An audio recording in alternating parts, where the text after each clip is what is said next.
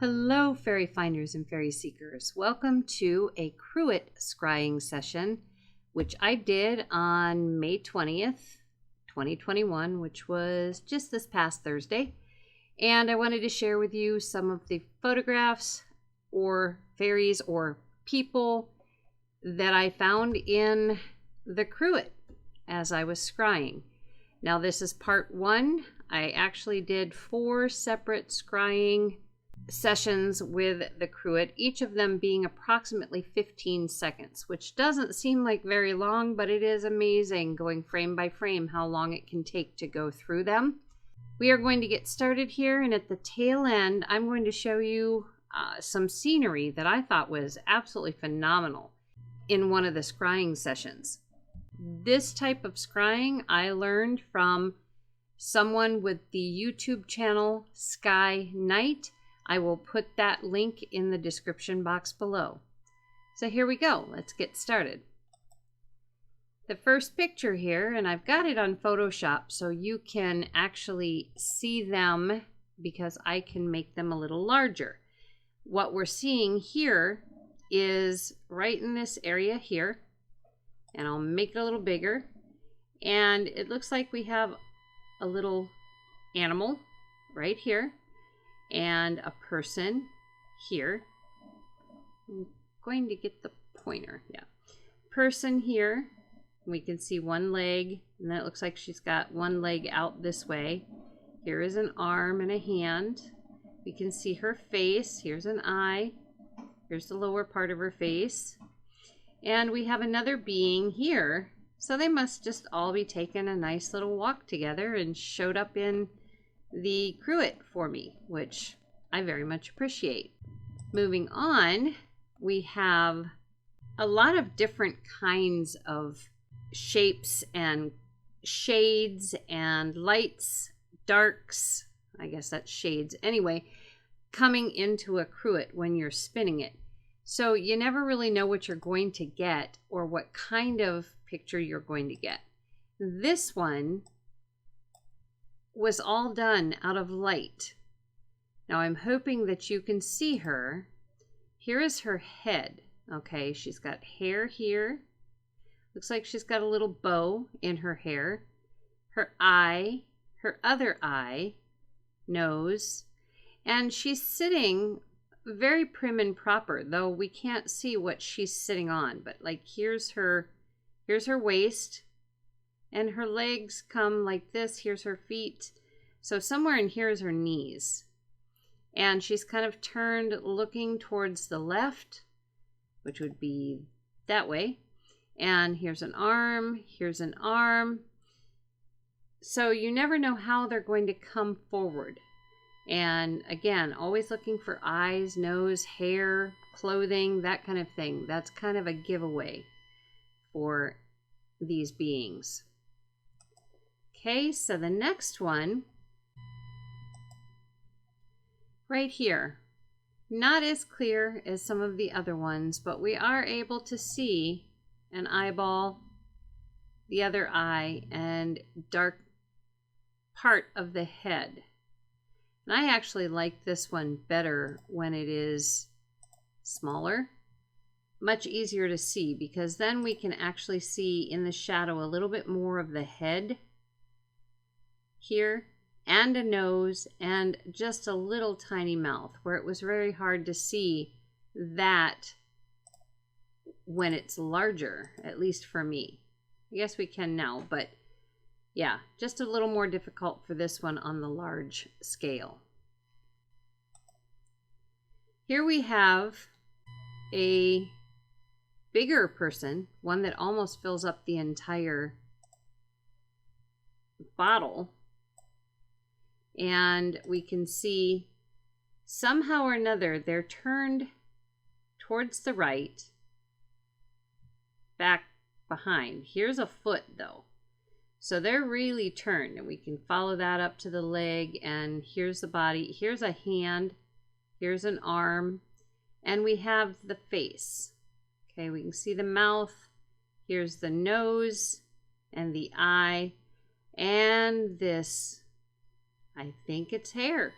what looks like hair, but somehow or another, this being has twisted around. Even though its feet are pointing to the left, it's looking over its shoulder to the right.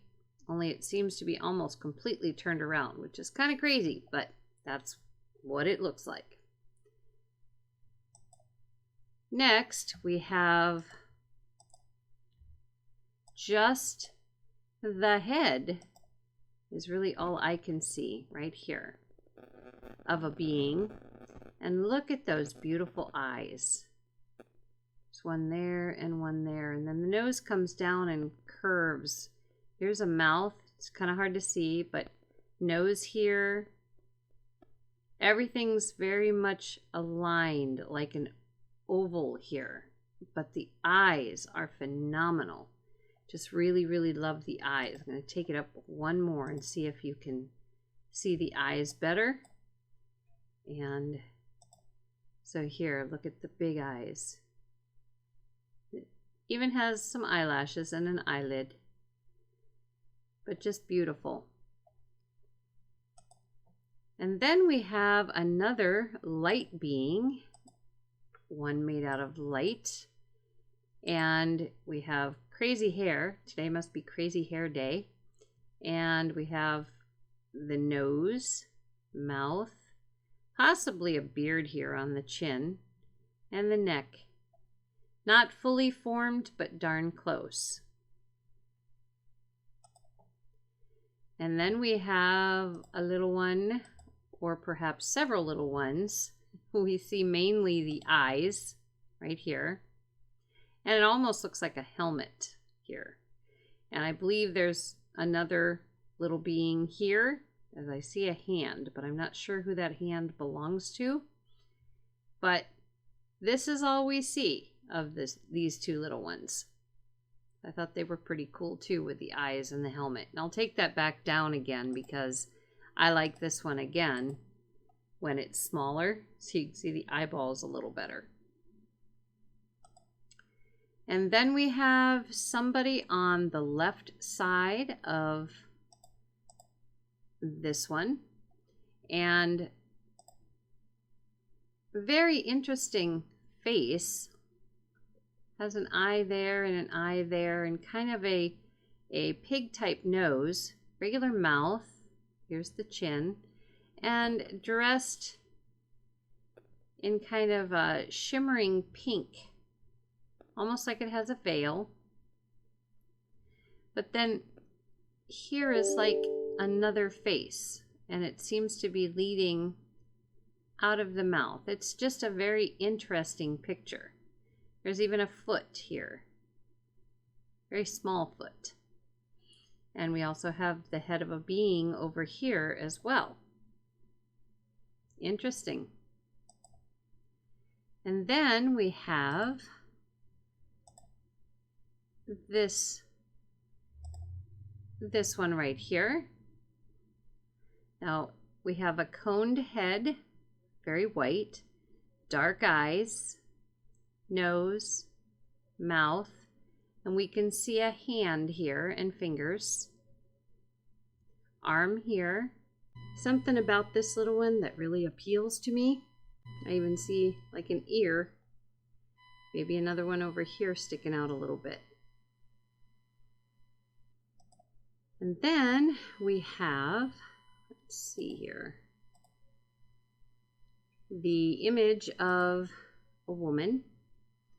She's wearing a hat. She's got longer hair, chest, arm coming down here, hand here. Here's the chin, mouth, nose, eye, forehead. Her face seems a little bit squished, as though she wasn't quite able to form as much as she would have liked to in the water, but her image is still quite clear. Here we have a little clearer image of, I'm going to say, a boy. And this is part of his hair sticking up a little bit. And we have an eyebrow, an eye, an eye. Here's a cheek, nose, And then this is part of the body.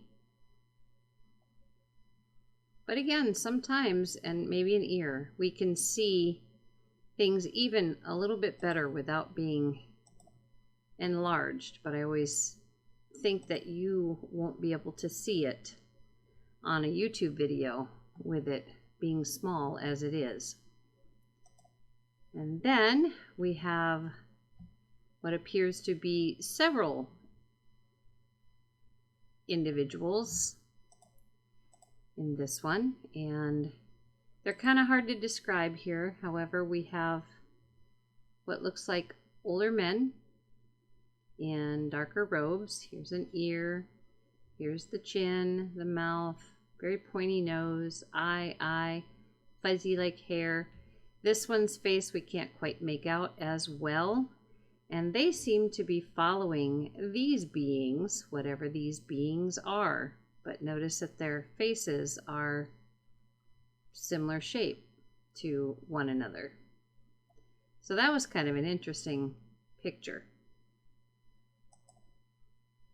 Then we have what I call the campfire.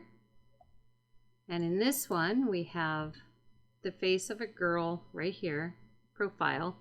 Here's her hair and little ringlets coming down. And she's on the right side of the fire. Here's the fire. And then we have another being here at the fire and a couple of them here, maybe one there. And if we take it back down again, you might be able to see what I'm seeing with the fire here. Here's the face of the one girl on the left. She almost seems to be looking over her shoulder because she seems to be sitting on something. But they all appear to be looking at the fire, and the fire also had eyes, which was kind of neat. And here is the last photograph for part 1, except for what's coming up with the really cool ones that I want to show you. But here we have a fairly clear face of a man. We can see an eyeball here. You know, the eye is supposed to be here. Here's the nose. Here's the upper lip, the chin. And some of this is kind of fuzzy. I think this is hair. And he must be wearing a hat, but it was cut off at the top of the picture. So there were some interesting pictures this time, and when I started scrying, I wasn't really getting a whole lot. And that is because I have, I believe, changed my way of scrying for a little while anyway, from the pan on the stove to doing it this way. So I'm trying to get used to that, and I think the fairies are too. So hold on a second and I will switch over and show you the other pictures I'm excited to share. Okay, so what you're seeing on the screen now are I guess I did 5 sessions of scrying, different backgrounds for each one of them. And this one had a black light, flashlight that I was using on a blue tote that I have stuff inside. And that blue tote is tinted, so it's kind of hard to see inside of it, although you can tell that there are things in it, even without the black light. So what it did was made it look like almost Halloween-y in a way because of the coloring. And I was really taken by some of the imagery that came forward screen by screen. So here is the start, and I'm just going to flip through screen by screen and let you see the varied kinds of scenes that we are getting. It changes every time, as you can see. Now it looks like there's a person here and a person facing away here. There's things going on in these pictures. Here it looks like we have a bird, and that person now is facing this way, and still other things going on up at the top. And as you can see, I'm not going to explain each one of these, Just let your imagination flow with it. It's so cool how things change just frame by frame. And it just, to me, looks very Halloween-y, and in a couple of them, it almost looked like there was an apothecary shop. It's kind of like here, inside of an apothecary shop in a way.